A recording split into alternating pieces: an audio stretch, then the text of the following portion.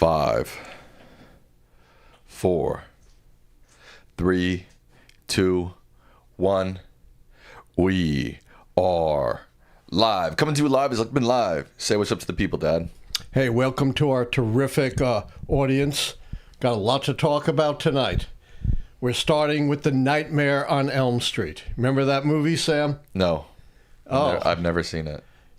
Ever hear of Freddy Krueger? Yeah, I was always too scared to watch it. Exactly. Yeah. Well, it's the nightmare that never ends. And Jeffrey Epstein is the Freddy Krueger of Donald Trump. He is the nightmare that never seems to end. Good. It's partially self-created. Years and years ago, there's a clip of him, bringing Jeffrey Epstein's name up in the context of the Clintons. It's his own fault. He promised to release the documents. He made it this big part of this deep state that he always talks about. It's his own fault. Absolutely. Yeah. Of course. It almost always is. But somehow he usually manages to slither away, right? Right. Somehow he manages to evade any kind of accountability. Go all the way back to when he was found to have violated the Fair Housing Act in the early 70s. But this is his Freddy Krueger nightmare. He can't escape it.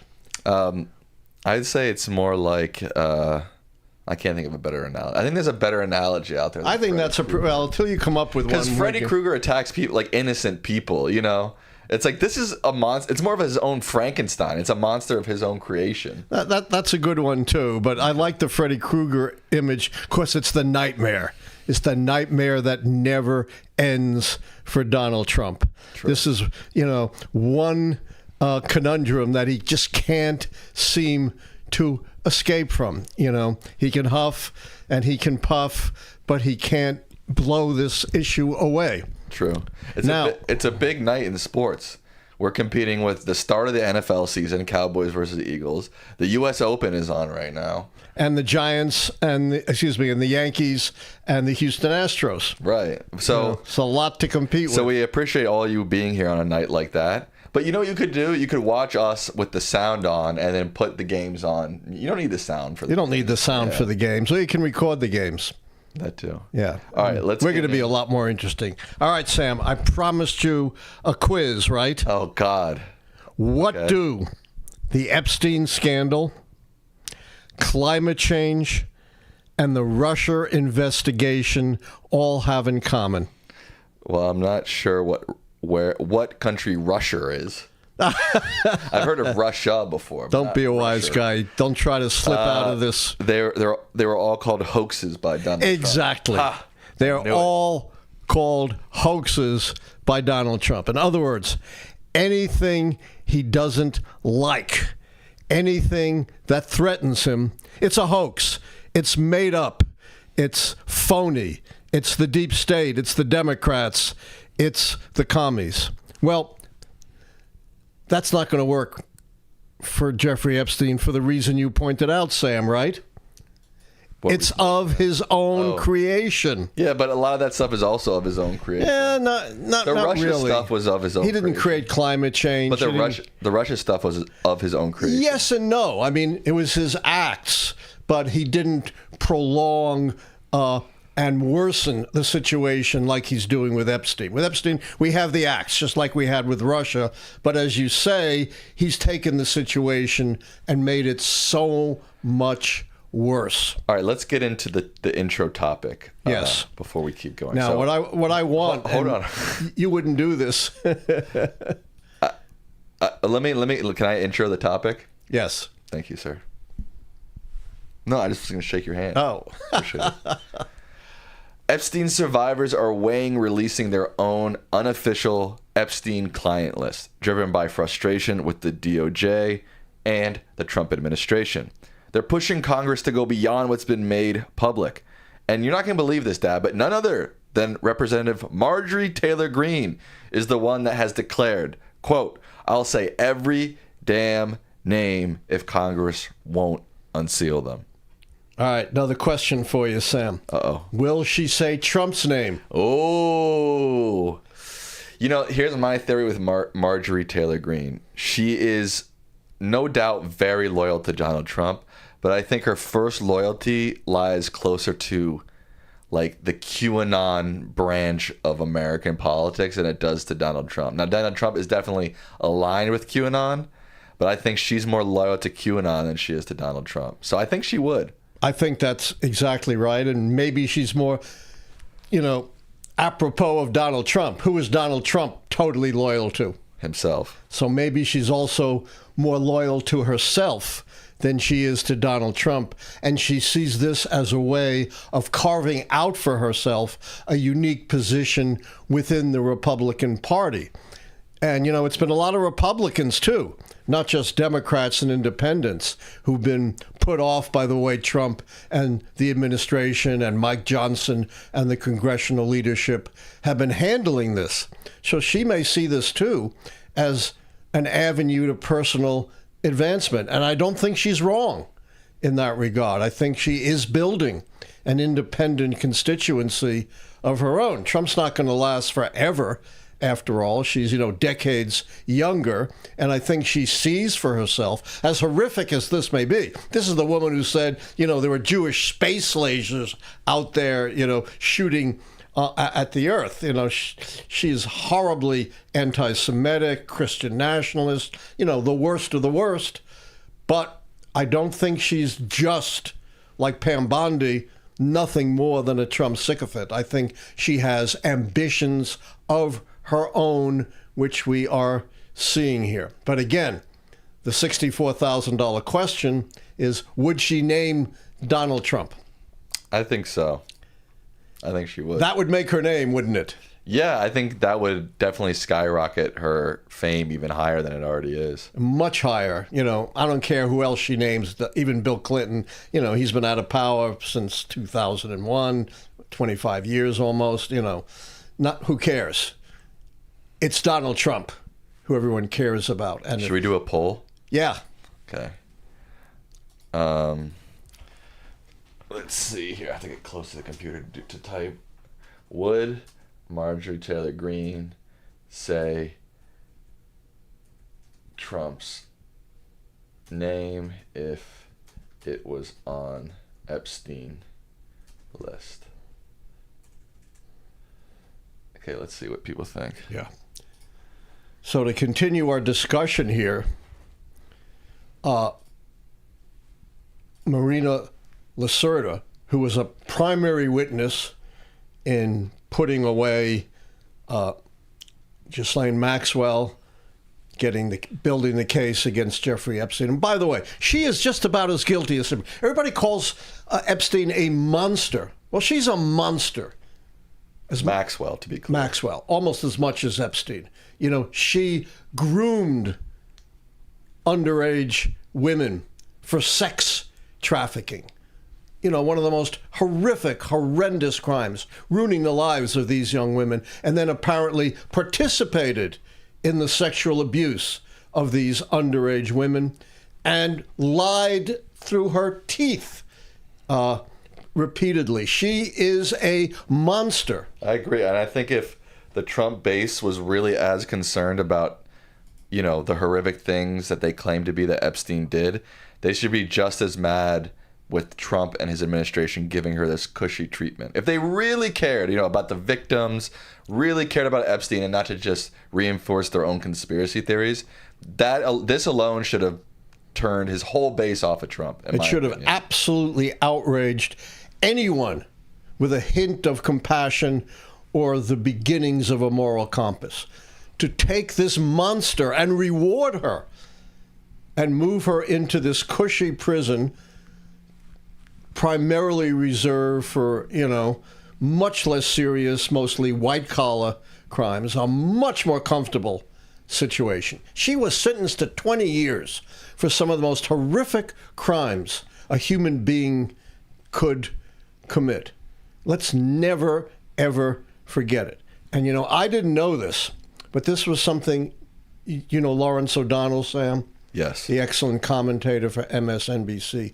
He said he actually saw not just the transcript and heard the recording, and he said he was horrified even beyond what she said.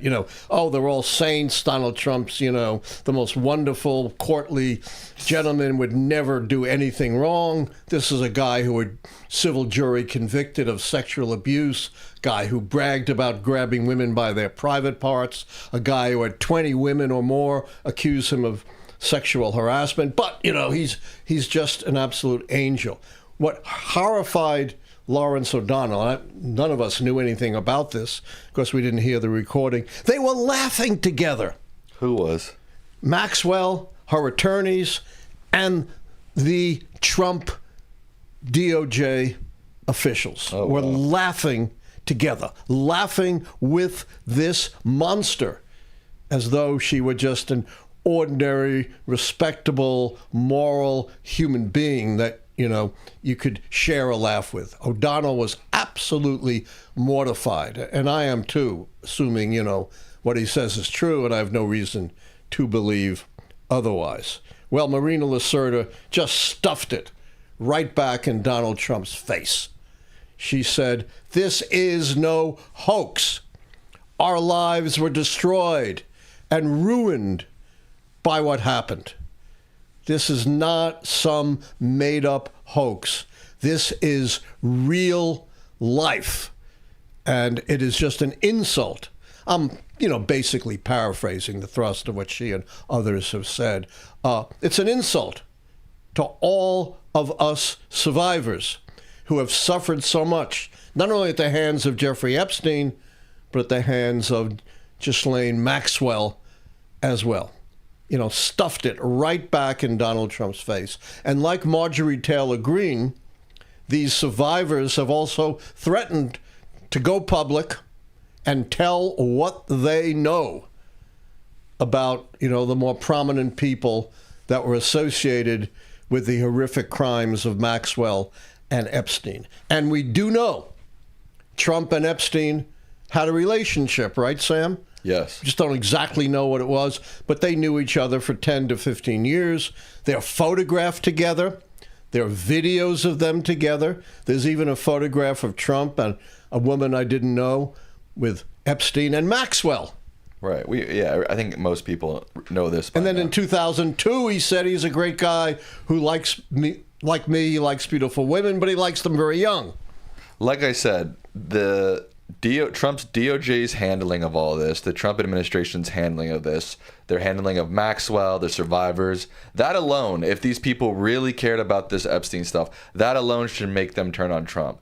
Obviously, they have deeper, like I said, they don't actually care about women or sexual assault victims. If they did, the American right wing wouldn't have laughed at the Me Too movement. They wouldn't have supported Trump after, like you said, the 20 women, E. Jean Carroll stuff. They only seem to care about reinforcing their own conspiracy theories in this. That's absolutely. it. But they're apparently, this isn't the worst thing Trump has done, the mishandling of the Epstein stuff. He's done way worse than that, firing or arranging the firing of hundreds of thousands of people, right, dismantling USAID, which millions of people depend upon for their survival, bullying the Smithsonian, our finest institutions. I can go on and on. It's not the worst thing, only because he's done so many things that are worse. But somehow this at least seems to have fractured a bit of his base, in large part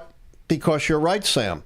This is his own doing. They could not have handled this any worse if the Democrats have given them some script and said, follow this script and this will get you into the most possible trouble. Right. Yeah, I agree. And it's really, the other thing is, it's really without precedent.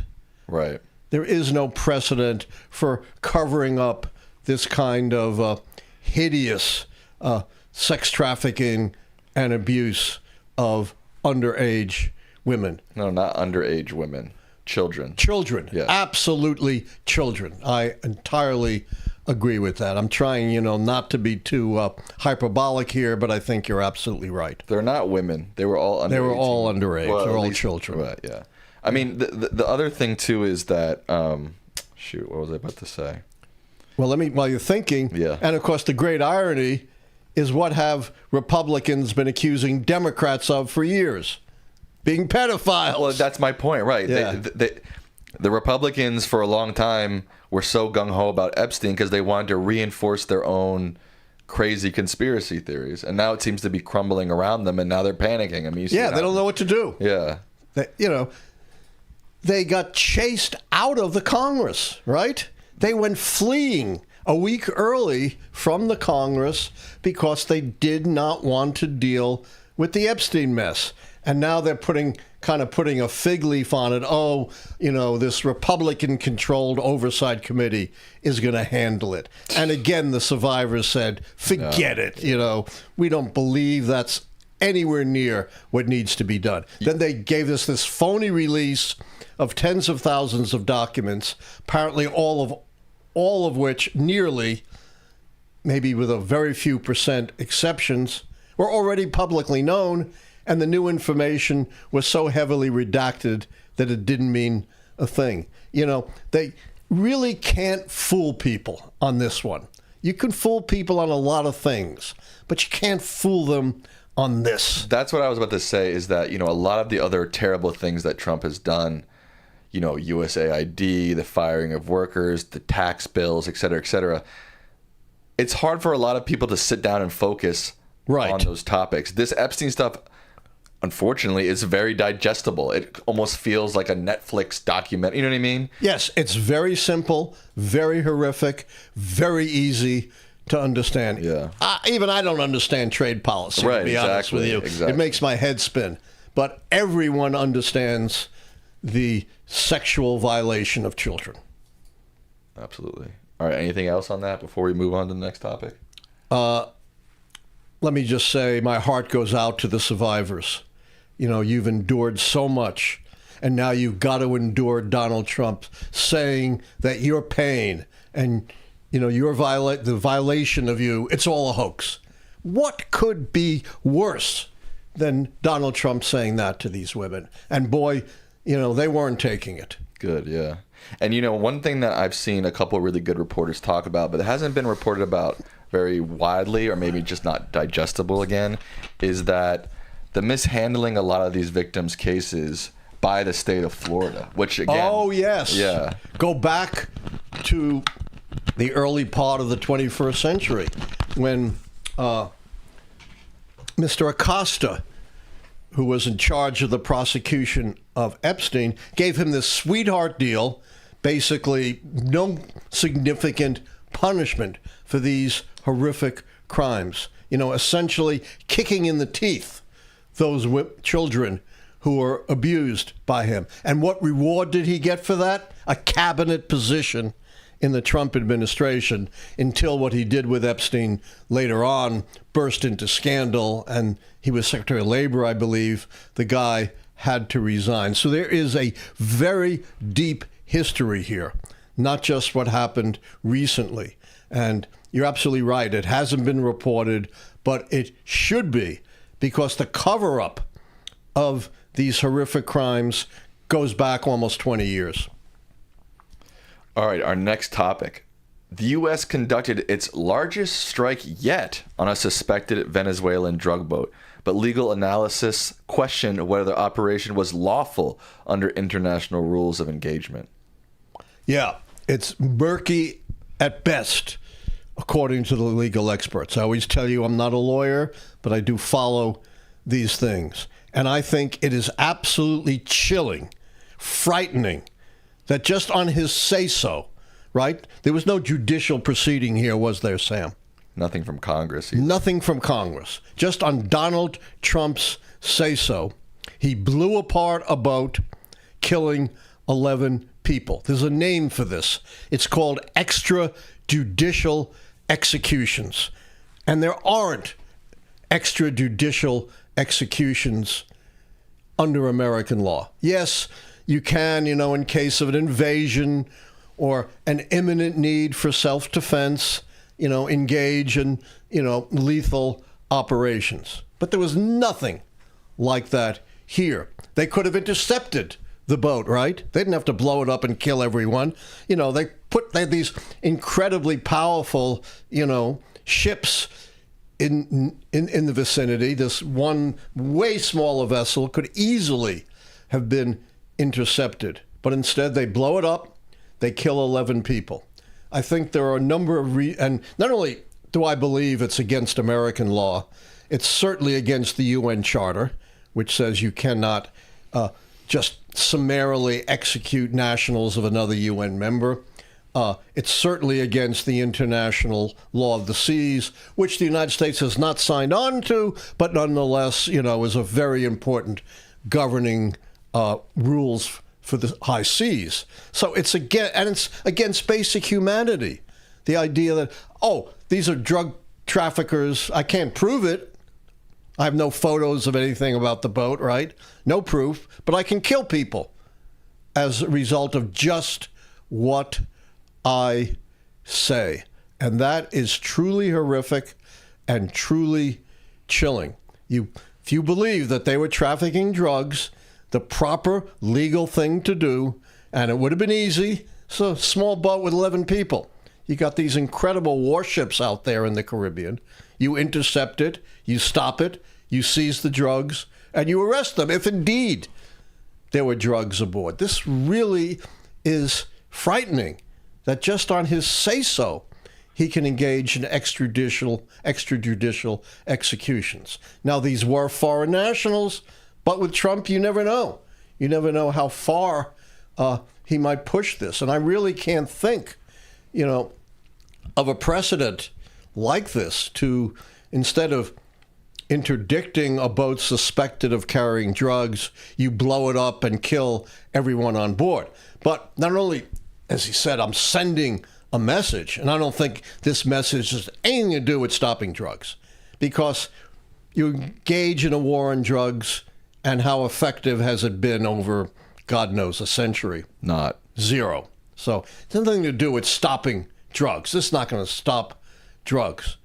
He wants to make a statement, and I think the statement he wants to make has nothing to do with drugs.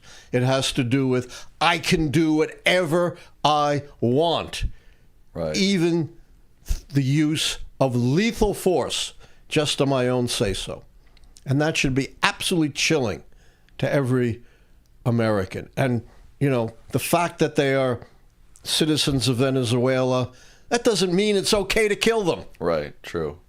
They're human beings like the rest of us. And you start down that slippery slope of extrajudicial executions. That's what the Soviet Union was all about, right? They had these sham trials of these political dissidents. They even put on a little more of a show. They didn't prove anything. They didn't really convict them of anything. And they executed God knows how many thousands simply because they could and simply because it serves their interests. That is what authoritarian regimes do. They maximize and exercise their power only on their own say-so, irrespective of the law, of humanity, of any kind of compassion for your fellow human beings. It's really scary. Everyone should be chilled by this. And it hasn't gotten the attention I think it should. It's not just a murky, picayune point of law. It's much more serious than that. You agree, Sam? Yeah, I agree. I think it's, and again, Trump is full of shit, but he convinced lots of people that he doesn't want to get involved in foreign wars. And obviously this isn't a war, right? But it's a slippery slope. You start attacking foreign ships. Venezuela feels like they need to respond. And then we're in... It's an act of war. Right. It may not be an all-out war, but it is definitively an act of war. Can you imagine if Venezuela, on some pretext, had blown up an American ship? Right. You think we would just shrug and say, oh, they were bad people, that's okay. Right. It's an act of war. Okay, our next topic. At his contentious Senate hearing, Health Secretary RFK Jr. sparked alarm, highlighting deep divisions over vaccine policy, public health authority, and agency expertise. This was, I would say, one of the worst hearings in American history. Really? Yes. In History. all of American history? Yes.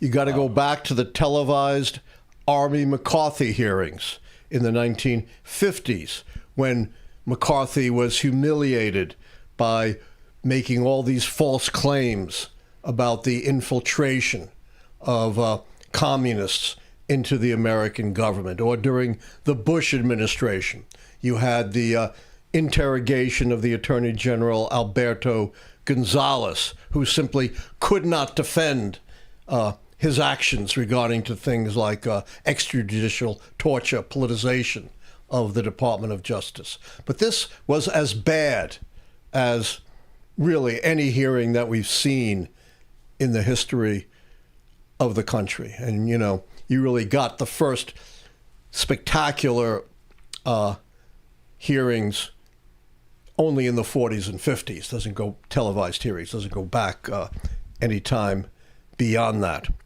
The other thing that so strikes me is you have all of these hypocritical Republicans saying, but you promised me, give me a break. in your hearing that you wouldn't restrict access to vaccine. You promised me you would only have the best scientists advising you. And now you've broken all those promises. What do you think of that, Sam? Cry me a river. Yeah, exactly. We've talked about this before.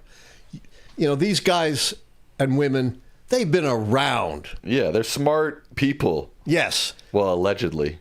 Allegedly. But it doesn't take a genius to know that what an appointee tells you in a confirmation hearing is about worth a used napkin. That is zero value. They can say anything they want. Kiko loves used napkins. Yeah, that's pretty much goes to the dogs. Yeah. They can say anything they want, and what happens when they're appointed to what they've said?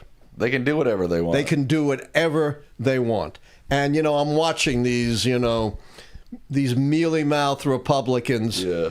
We're shocked.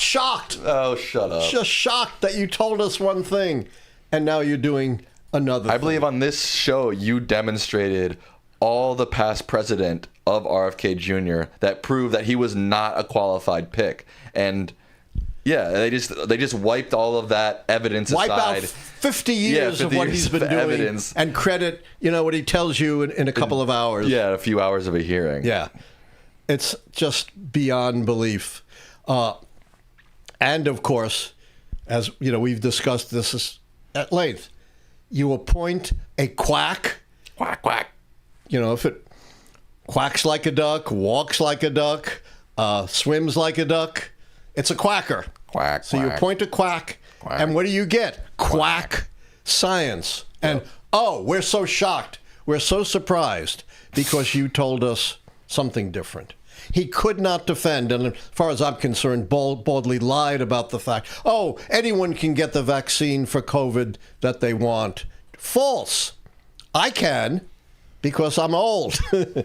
But you can't easily, Sam, because you're not 65. Oh. You got to go through all kinds of hoops. You do? Yes. You got to prove you got various conditions. You just can't walk. We used to be able to, right, Sam? Walk into a pharmacy and get your jab. You can't do that anymore? Can't do that anymore. What the heck? Because of what RFK Jr. So if I walked into CVS and was like, can I get a COVID shot? And they'll say, prove you got one of these conditions. Really? So you have to first probably go to a doctor. Oh my and get God. a doc. Remember the old doctor's note? Are you sure? I'm pretty sure. Again, maybe that's not all finalized, but that seems is crazy. what's been reported. You know, if you're not in a specific category like an old person, you have to prove you're compromised in your immunity or some other condition to get a shot. You can't just walk in to the pharmacy. And he couldn't defend his firing of the Vaccine Advisory Board, the CDC head. He couldn't defend the quack scientists that he put in to replace them, several of whom have, like him, a whole anti-vax history. And he didn't know anything. You know, even in the confirmation hearings, there should have been a 5-alarm blast, even to the tone-deaf Republicans, when he didn't know what Medicaid and Medicare were. Right. He had no clue how Medicaid and Medicare worked. Then he was asked how many people died during COVID in the U.S., and he didn't know. Couldn't answer that. Tried to deflect, the data was corrupt, nonsense. There were innumerable studies documented pretty closely how many people died. Then he was asked, do you know if the warp speed vaccines saved lives? And guess what he said? Tell me. He didn't know. He had no idea. This is the guy who is in charge of our health, who is not only establishing quack science at the highest levels of the health administration, but is an empty head, has no idea, has no grasp of the information that is so critical to running this enormously important department of government. Even, as I said, Republicans were frustrated, but, hey, forget that. If you were fooled by what he told you and ignored 40 years of history, that's on you, not on RFK Jr., quite frankly. Well, it's on both. I think. Course, it's all on RFK Jr., but right. You get my point. No, I think there's tons of blame to go to these senators and, these Republican senators who voted in. Tons, don't get me wrong. Yeah. Dad, a federal judge has ruled that Trump's... Let me start that again. A federal judge has ruled that the Trump administration's... A federal judge has ruled that the Trump administration unlawfully terminated $2.2 billion in federal research grants to Harvard, infringing on free speech protections and academic freedom. 3 cheers for my alma mater, Harvard. Hurrah! Hurrah! Hurrah! You said 3 cheers. 3 cheers. You did it. I did it. What Donald Trump was trying to do, under the guise of fighting anti-Semitism. By the way, there was just a recent report in the news about how a lot of right-wing influencers, including maybe the most important Tucker Carlson, are now trying to whitewash Hitler and the Nazis, saying, maybe all of that wasn't so bad. Do you ever hear a word of denunciation of that from Donald Trump or anyone around him? Of course not. And of course, we've gone over all the ways in which Donald Trump himself has been a violator of anti-Semitism. We all know that's just a smokescreen. That has nothing to do with what he's doing. It all has to do with imposing his own politically driven conservative orthodoxy on our system of education. It's already been done in the states well before this. If you look at what's happening in states like Texas and Florida, where they have imposed sharp restrictions on what you can teach if you're in a public school or a public college or university. None of which has anything to do with truth or scholarship, but all of which has to do with making sure that teachers and professors come as close as possible to representing the conservative orthodoxy of Governor DeSantis of Florida and Governor Abbott of Texas. So there is ample precedent for what Trump is doing. And the judge called him out on this. Says, this is not justified by these vague claims about anti-Semitism. Because you've gone way beyond, even if those claims were valid, of controlling anti-Semitism. You want to control academic decisions. You want to control teaching, curricula, admissions, faculty. And that is a violation of, guess what? The First Amendment of the Constitution. Free speech. Harvard has to be free, and its professors have to be free to express their ideas, their thoughts, their analysis without punishment or censorship from the government. Remember, that was a hallmark of George Orwell's 1984. Double think. You've got to think in ways that validate the regime, no matter how horrific it may be. And the judge did not spare words, did not think this was a close case. He thought it was a blatant, clear violation of academic freedom and the First Amendment. And I certainly agree with that. But as a number of reports have said, Harvard is not out of the woods yet. You know, there's still a lot of power lodged in the presidency and the administration, and still a lot of pressure that they're able to put on Harvard. But this is a big victory, not just for Harvard, but for every American who believes that our ideas, our thoughts, our opinions should not be censored by government. An appeals court ruled that Trump can't use the 1798 Alien Enemies Act to deport suspected members of Venezuela's Tren de Aragua gang, since no formal war or invasion exists to justify it.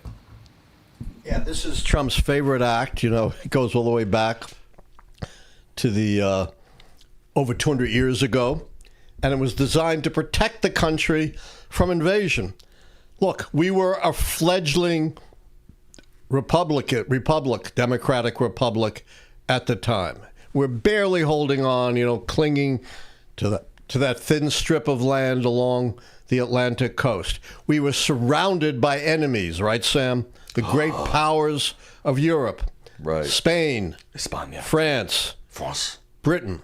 And Britannia. This was an act designed to protect the United States from invasion by one of these great powers. And Trump has just made up the idea that unauthorized immigrants or even immigrants under temporary protective status somehow constitute an invasion of the country. It's not only absurd on its face, but you know, conservatives are supposed to believe in the strict construction of the law, right, Sam?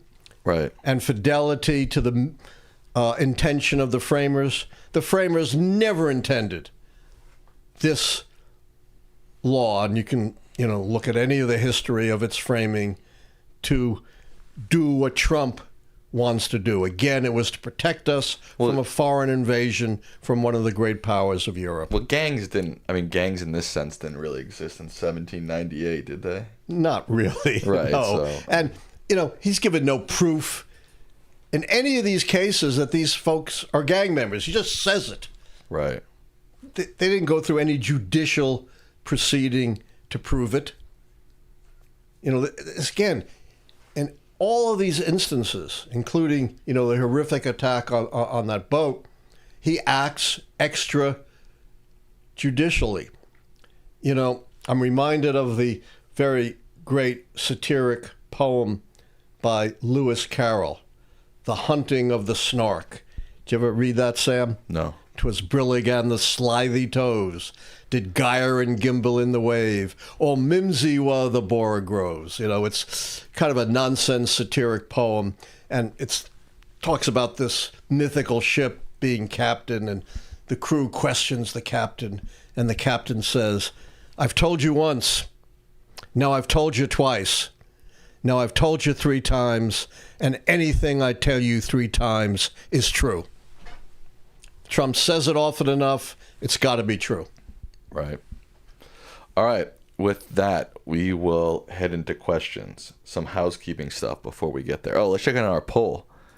Would Marjorie Taylor Green say Trump's name if it was on the Epstein list? 54% of people watching say no, she would not say it. 46% say yes. That's one of our closer polls. That is a pretty close poll. Yeah.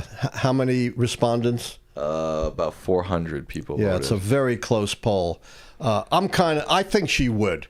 Again, because I think she's more loyal to herself than she is to anyone, including Trump. And she has her own base, as you say, built into this QAnon conspiracy community. She's not dependent on Trump at all, the way a lot of other members might be. It's hard to visualize, but it's sort of like MAGA is QAnon, but QAnon is not necessarily MAGA, or maybe, I don't know, maybe I said that wrong. You know what I'm saying? Yes. That MAGA has absorbed QAnon. Yes. But QAnon still has an existence independent of MAGA. Right, exactly. All right, we have about 800 people watching, but only 300 likes. What? Please like the stream. It helps us a lot. Subscribe if you're not subscribed.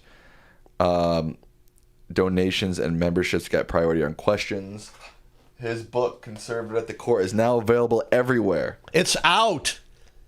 It got published last Monday. Imagine that, Labor Day. Wasn't my choice to put it out on Labor Day, but it is out. It's selling on Amazon. You can order it and get it right away. And I am happy for the next show or any show down the road to take any and all your questions about the book. There are a bunch of interviews I've done for Forbes, for example, that's now out on YouTube that you can also check out. The book is generating a tremendous amount of interest. There's also a long interview with me about the book on Salon magazine as well. That was a tough one to get out. Salon. It's a hard one to pronounce. You know, you can take the boy out of Brooklyn, but you can't take the Brooklyn out of the boy. Right. Like you said, Russia earlier today. Yeah, exactly. Russia. The Russia hoax. What? Is there such a country called Russia? I never heard of it. Should we do a sports update? Yes. Look, only on Lichtman Live do you get politics, history, sports updates. Absolutely. Sabalenka beat Jessica Pegula in the semifinals of the U.S. Open. Not a surprise. Sabalenka's your girl. She's my girl, number one seed. He was rooting for Sabalenka over an American. Oh, quiet. Just saying. Sports transcends national boundaries. Just saying. Let's see. The Eagles are up 21-17 on the Cowboys with 40 seconds left in the half. And do you want the Yankees score? Of course. It's 4-2 Yankees, bottom of the sixth, 1 out. Nice. Now. So I like all of that. Okay. Well, you don't really like the Eagles or the Cowboys. No, I don't, but I probably... If you had to choose. I have to choose. Since the Giants will be playing the Cowboys in a couple of weeks, right. I'll choose the Eagles. And I think the Giants have a better chance of beating the Cowboys than they do to beat the Eagles. Thank you, Guy, for a $20 donation. Yeah, the donations really help us. You know, we've been going on for a long time, and it's not just the two of us showing up at 9 o'clock and talking off the top of our heads. A tremendous amount of preparation work goes into this. Just the two of us.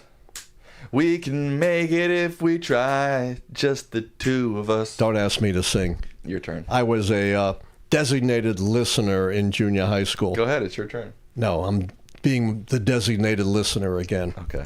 Nobody wants to hear me sing. Believe me. I do. No, you don't. Yes, I do. Our first question of the night. I'll sing for you. Okay. You load 16 tons, and what do you get? Another day older and deeper in debt. St. Peter, don't you call me, 'cause I can't go. I owe my soul to the company store. That wasn't horrific. It wasn't horrific. It was mostly... It was borderline horrific. It was mostly talking, but I know, it wasn't horrific. Borderline horrific. And our audience really got a treat, because almost no one ever hears me even that is a treat. Begin to sing. Put it in the chat. What do you rate that? An A, B, No. C, D, or F? Put it in the chat now. I give it a C. I give it a D. It was mostly talking. That's all right, quiet. Let's get the questions. Do you think 2 more Republicans will sign the Epstein files discharge petition? I do not. You know, I always get up my hopes about what Republicans might do. Like, are they going to turn down manifestly horrific appointments like Pete Hegseth and RFK Jr.? And what do they do, Sam, every time? Cave. And I think they're going to cave again. A lot of they'll have as their excuse, the Republican-controlled oversight committee will be handling this. Right. Right.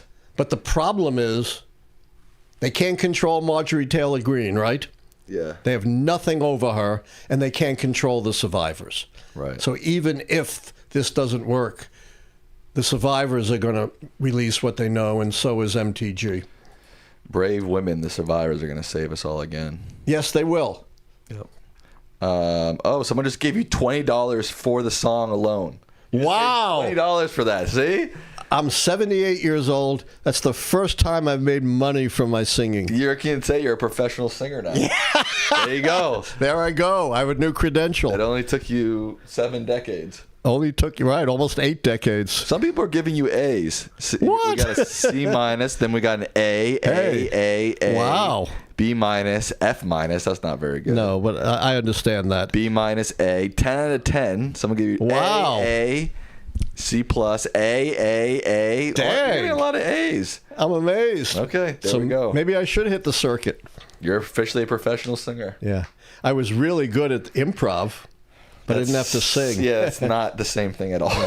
That's totally different. All right, let's things. get to these questions. A $5 donation is from Mellish. They say, can unresolved suspicions of corruption...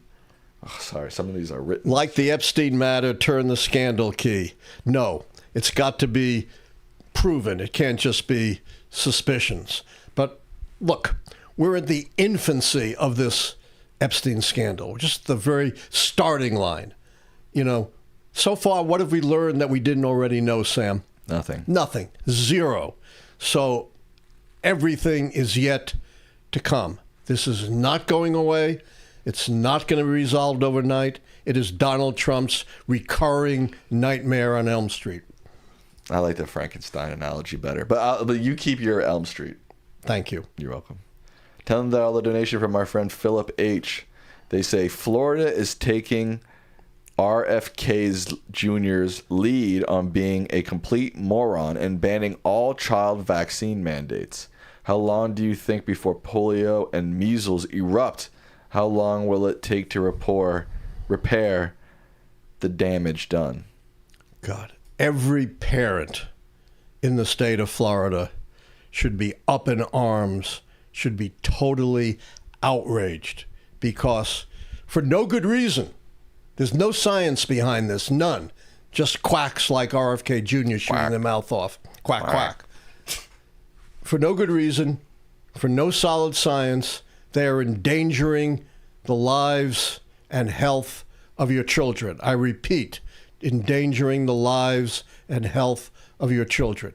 Even if your kid gets vaccinated, if they are in a classroom with kids who weren't vaccinated, they're going to be at risk because, you know, vaccination goes a long way, but it's not 100% effective when, you know, you're in close proximity to someone who could infect you. It's unbelievable. There's no upside to this. Right. Crazy. Have you heard about Graham Plattner, the populist left candidate running to unseat Susan Collins in Maine? I think he's part of the future for Dems. Yeah, I have heard about him. And Susan Collins, you know, is in trouble. But every 6 years we think Susan Collins is in trouble. And somehow she manages to squeak through.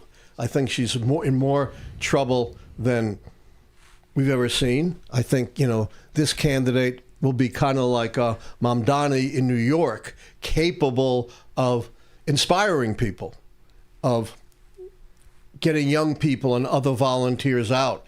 And I think Susan Collins should be very, very worried. Again, you know, Democrats are so foolish. They tend to get hung up, you know, with the particular issues these more left-wing populist candidates are pushing. That's irrelevant. It doesn't matter what issues you're pushing. You're never going to get them through the Congress anyway. Doesn't matter. The only thing that matters right now is whether you're a D or an R. And any D is 10 times more important to elect, to offset Republican control of the House and the Senate. 10 times. Any Democrat, whether a right-leaning or left-leaning Democrat, it makes no difference. And I don't know why Democrats haven't awakened to this. Awakened. Dems. Wake up. Awaken. Yes. They're caught in their own nightmares. Yeah. Professor, Senator Mitch McConnell last Friday in an interview said that current international politics and worldview resembles pre-WW2 1930s, with Nigel Farage, UKIP, leading in UK politics, and this Putin-friendly Washington. Is it fair to assume U.S. global dominance is correctly checked? What do you think so? Footnote, Nigel Farage, Viktor Orban, and our president seem to be on Putin's side. We've talked about this a lot on this show, Sam, have we not? True. Yes, that, the way you deal with dictators is never, ever to appease them. And what we've seen here is time and time again, Trump the taco, right? What does that stand for? Trump always chickens out. Yeah. He keeps giving these ultimatums to Putin, right? If you don't agree to a ceasefire, you're going to face, these horrible consequences. You've got 2 weeks after he backs off that. And if you don't do something in 2 weeks, you're going to suffer these horrible consequences. And what consequences have Putin suffered from Trump? None so far. Zero, except Trump, praising him, pumping him up. Now, it's not exactly comparable to World War II because Russia is weak. It's not Nazi Germany. It's by far the most powerful war machine in Europe just before World War II. So Putin does not pose the same immediate, imminent threat to Europe that Hitler posed. Except for the Soviet Union and Great Britain, Hitler was pretty much able to conquer all of Europe. Putin is nowhere near in that kind of position. So while there are certain parallels, we shouldn't get too carried away with this, although I understand your point, because Putin is not equivalent to Hitler, and the Russian war capacities are not equivalent to Hitler's. Hitler would have had no problem conquering Ukraine. As I said, he swept through Europe, even conquered a great power like France. This is from Diego. They say, I believe the U.S. is already Orban's hungry, but can the situation be so bad that the U.S. is not an, do you know what this autocracy? Word is? It says anocracy. I think he means autocracy. Oh, and goes full autocracy like Putin's Russia. In the latter, if you criticize the government online, you go to jail. We're not there yet. But, this extrajudicial killing, which hasn't gotten nearly the attention that it should be a very chilling warning that on Trump's say-so alone, he can pretty much do anything he wants, including killing 11 people without any proof, frankly, that they had done anything wrong.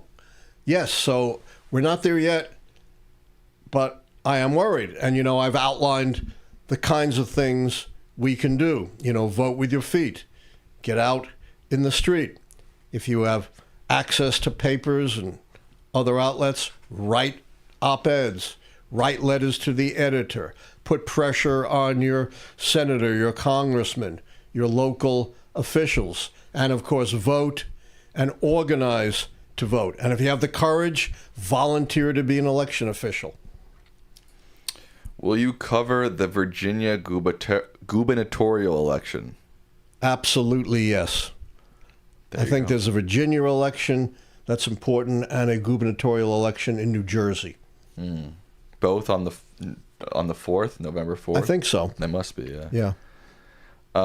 Has the CIA's role in foreign interventions helped protect the U.S. interests or undermine global stability? And is it ever justifiable for the CIA to support coups or assassinations in other countries? Oh, how much time do we have left?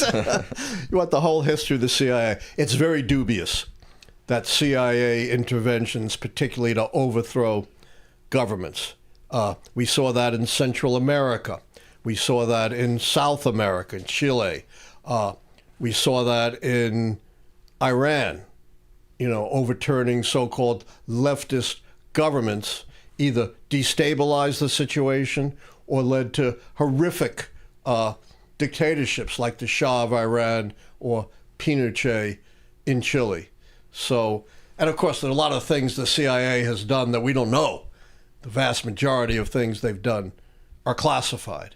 But certainly the more spectacular, better-known coups to overturn governments, I think for the most part has backfired. Same thing with our complicity in the coup in Vietnam in the last days of the Kennedy administration that resulted in the assassination of President Ngo Diem and the institution of an equally corrupt and competent South Vietnamese government. A $5 donation from the Mad Hatter Forever. They say, hello, Alan and Sam. With everything that is wrong with his administration being so open and unsurprising, would it make the scandal key completely worthless? It's an interesting question. I haven't thought about it. As I said, we're in a new era. You know, one of the reasons this system didn't work in 2024. And by the way, you know, I have taken just an incredible amount of criticism and attacks for that, and that's fine. But what's much more important than my being wrong is what this says about our political system, because the keys are based upon the notion that a rational, informed electorate makes a reasonable decision about whether the incumbent administration deserves 4 more years or not. And I said many times, and you know, no one remembers this, all they remember is that I was wrong, that, you know, I'm not Mike Johnson with a pipeline to the almighty. I'm not psychic Gene Dixon. My system is based on history, and the pattern of history can be broken. And I've explained in many ways how the pattern of history was broken in 2024, particularly since that was the ultimate misinformation election. We've always had misinformation, but never anything close to the seismic effect of misinformation that we saw in 2024. So you make some interesting point there, and I am in the process. I've got a lot of time of rethinking the keys, and I'll take your analysis into account. Thank you. You also get a lot of flack when you say that thing about a rational electorate. Everybody says, "Oh, you're blaming the voters." I'm not blaming the voters. They're all stupid, and they don't know what they're doing. I know. That's what I got blasted for, and just the opposite. I'm saying you can't be rational when you're flooded with misinformation. Right. To make a rational choice, you have to have information. I've said this many times. I always go back to the late, great political philosopher Hannah Arendt, who says, once you lose truth, then everything else dissolves. You can't build a just and democratic society. And that, of course, was one of the big lessons of George Orwell's 1984. I've also referred you to the great book, Spin Dictators, about how authoritarians manipulate ideas and information to gain and secure power. Spin Doctors, I think it's called. Spin Doctors. Spin Dictators. Oh, it's called Spin Dictators. I think it's Spin Dictators. I feel like you've always been calling it Spin Doctors. Oh, it doesn't matter. Doesn't matter. One or the other, folks. No, it's Spin Dictators, I'm quite sure. How much time do we have? About a minute or two left. One more question. One more question. Are you doing the post show? No post show today, but I might be on with a late night with Slam, Slooper late night, so stay tuned for that. But right, we're going to watch sports. I'm going to watch some sports, yeah. You've mentioned him in the past, but Christopher Rufo was on Bill Maher recently and said Nixon's legacy will be vindicated in the future. Can you give a brief synopsis of the Watergate scandal? No, I'm not, but Richard Nixon totally corrupted our government, not for any ideals, but just to cement in and assure himself of continuation in power.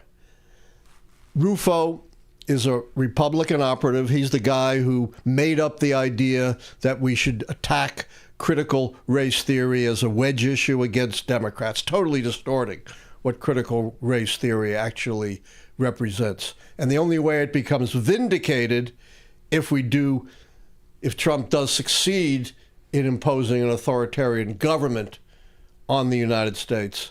And then Richard Nixon's efforts, which pale in comparison to what Trump is doing, do become vindicated in this most negative and twisted way. All right, with that, we will wrap up Lichtman Live for the evening. Remember, no post show, but there might be a late night, very late night with Slam.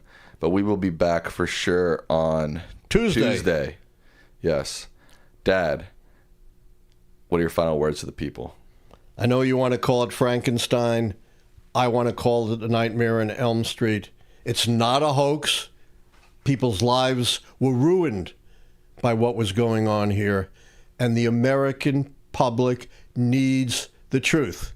We don't need deflection. We don't need delay. I know that's worked for Donald Trump throughout his life. I don't believe it's going to work here. We'll talk about this more in subsequent shows when more information comes out.